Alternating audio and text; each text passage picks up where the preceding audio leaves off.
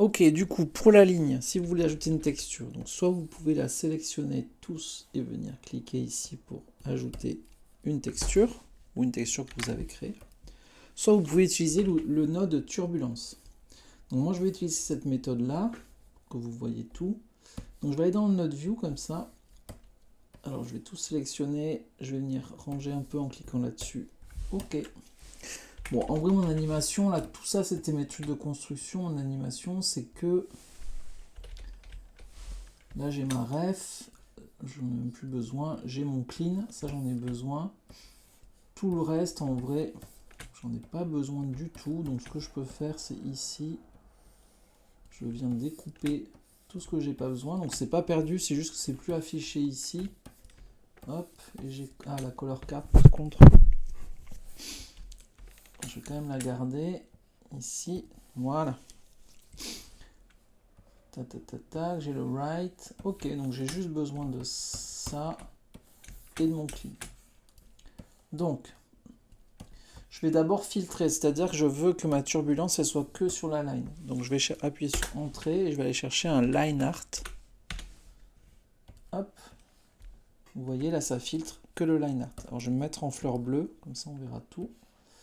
Donc j'ai mon clean ici, line art, et bien sûr je mets ma couleur, color art, color art ici, et comme ça, juste derrière là, j'ai ma couleur. Hein, j'ai séparé les deux infos. Sur le line art, je vais vouloir faire une turbulence. Donc je vais appuyer sur Entrée, je vais aller chercher turbulence, ici. Je le clipse là. Alors je maintiens Alt enfoncé hein, pour clipser comme ça. Et dans les options ici, je vais venir faire onduler mon trait. Donc je suis bien en fleur bleue ici pour bien voir. Alors je vais commencer à monter les sommets, donc là ça se décale. Et au niveau de la fréquence, c'est le nombre d'ondulations qu'il y a au centimètre carré, on va dire.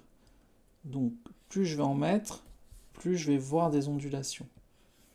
Plus je vais monter haut, plus ça va se rapprocher. Donc là c'est pas très intéressant, mais vous allez voir que plus je vais venir ajouter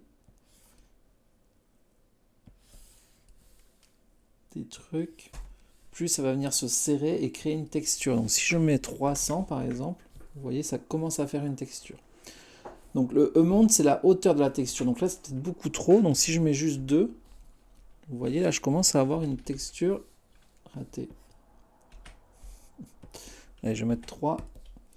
Ici je commence à avoir une texture qui est légère. Je peux dans Complexity venir un petit peu plus complexifier la texture. Je vais peut-être monter un peu le amount.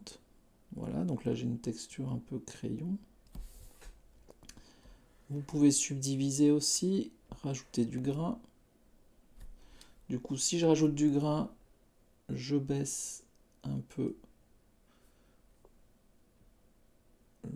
le sommet, par exemple.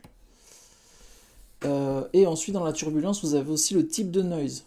Donc là, par défaut, c'est perlin. Vous avez simplex, sinusoïdal, subscale, rocky, small bump.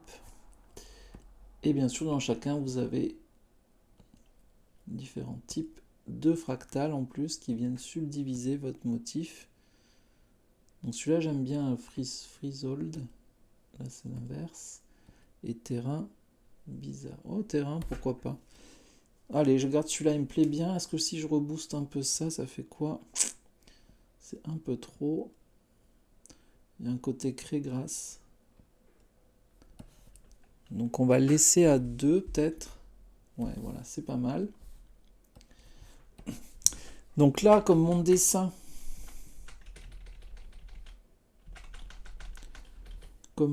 il est animé à chaque frame, il n'y a aucun problème, c'est des nouveaux traits.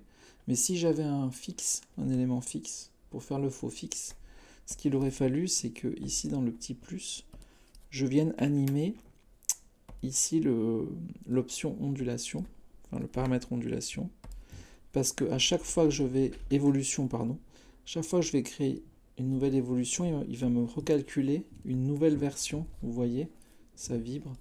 une nouvelle version des mêmes paramètres.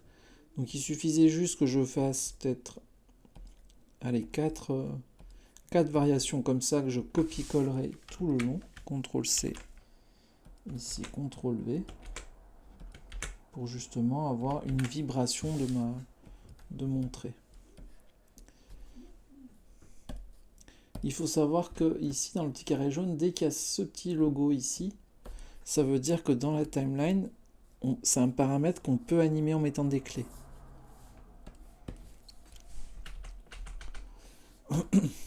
Oula, ça a planté, ça a planté.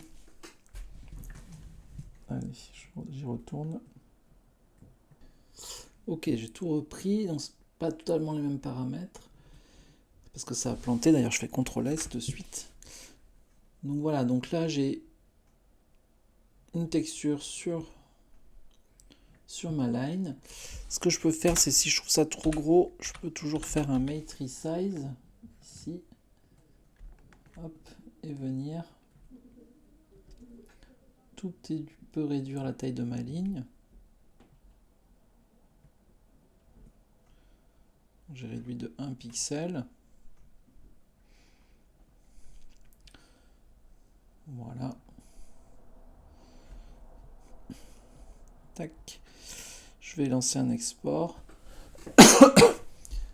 Bon, ça crache parce que comme j'enregistre en même temps, des fois il aime pas.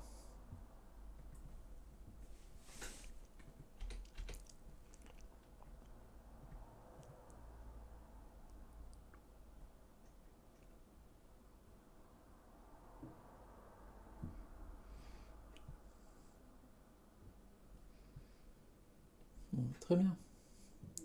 Allez, je reste sur cette ligne. Dans la vidéo suivante, on va voir les normal maps pour faire les lights.